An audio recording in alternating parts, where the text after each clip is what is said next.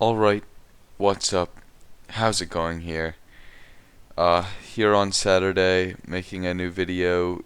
We're going to be reacting, not just a video, but an art reaction video. I know the last video is a change of pace, but we'll see where that pans out. Now, this is a painting entitled View from Mount Holyoke, Northampton, Massachusetts, After a Thunderstorm, by Thomas Cole from 1836, and you may also know this painting as the Oxbow. Now, Cole was a member of the Hudson River uh, School. Maybe the valley. The word valley might be in there somewhere, but that was a school that did a particular type of romantic painting. Very interesting stuff. You might want to check that out. And what we're gonna do is delve in here to this painting and react to it for the sake of art reactions. Now, I think I'll start from the bottom here, and we see a oh no. Alright, this is gonna be slightly problematic, but we see here a river on which we see a little boat moving along.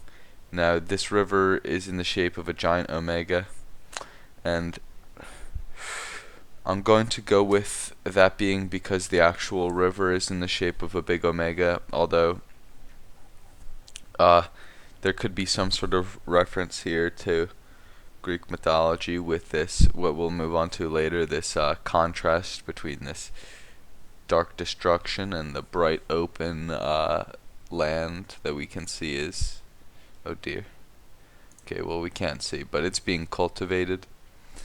And now also this might show up, okay, yes.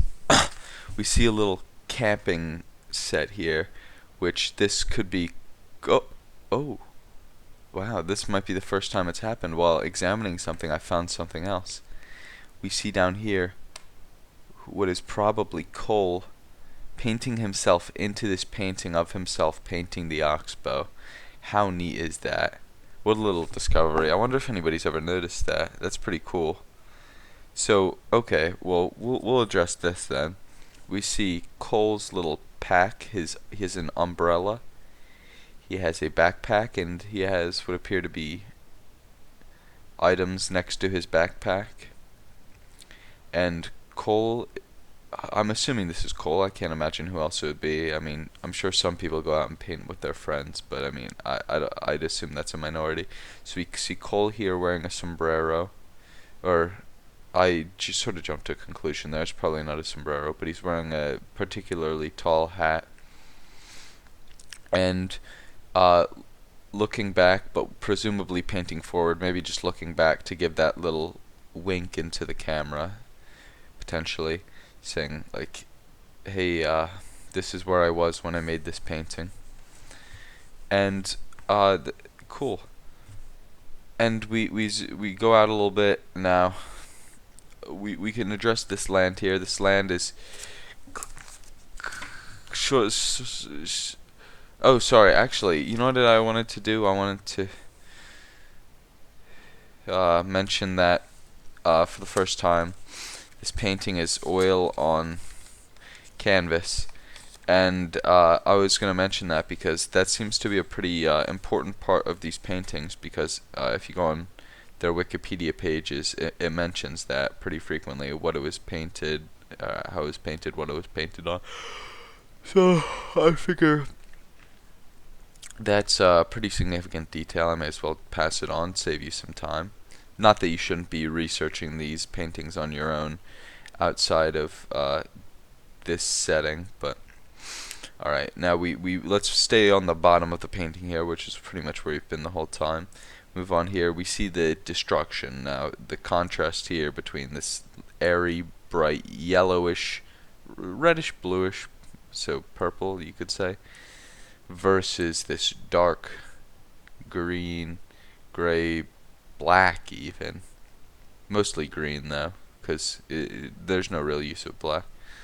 and we see that really in this destroyed tree. And now, well, this is clearly a storm that's passed over this land and obviously ravaged this place. We can see this intensely splintered tree. We can see this splintered branch. We can see the storm itself, really, but and even a little bit of lightning out there. But it's clear that this storm has caused some problems, and I think the whole point is sort of saying this is nature, and this is nature. There are two sides to it. There's this sort of side that's had some cultivation. It's hard to see potentially, but there are field rows, and off here on this side it's being blocked out. You can see some smokestacks, some chimneys, a lot of planted fields. So that's nature being dominated by the people, and this is nature untamed, wreaking havoc. And what we see here is potentially a message that he wrote into the hill. Zooming in, he didn't write a message into the hill. I was hoping we'd get killed, get two things in one video with that. That would be too lucky though. But if we had Thomas Cole here and a secret message that he left for us there, but I got a bit ahead of myself, but it's okay. Now, when we take a look at the technique, he goes for obviously it's a romantic painting, but he goes for a pretty realistic depiction of this stuff. I haven't been to the Oxbow or Mount Holyoke yet, but so I can't necessarily comment on how true to life that is, but this is pretty much what a tree looks like. If I haven't been outside, like, near trees for a while, but it's safe to say that that's pretty much what they look like. And then this is sort of a lush jungle that we have going on here, but see, it sort of goes from the yellow greens to the very dark, deep greens, and over here it's practically impossible to see. Same up here, very interesting.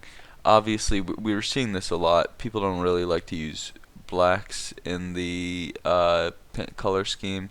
Sort of stick to greens, blues, maybe even a little blue right here. Yeah, so glad I was able to react to this painting. This is a fantastic